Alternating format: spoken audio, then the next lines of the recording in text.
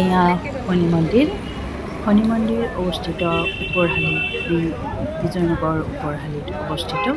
শনি মন্দিৰত আমি গৈছিলোঁ শনিবাৰে ভক্তৰ ইমানেই ভিৰ হয় যে গৈ তাত ভাল লাগে, মন বহুত শান্তি লাগে মনটো।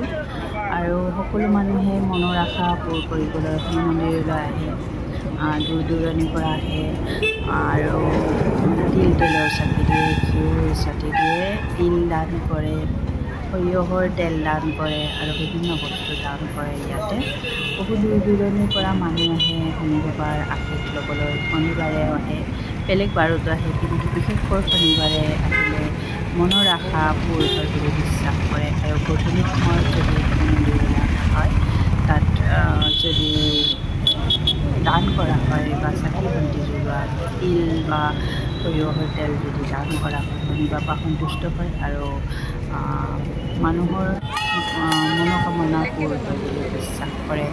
আৰু সেয়ে আমিও গৈছিলোঁ শনিবাৰে আৰু গধূলি টাইমতো আহে আৰু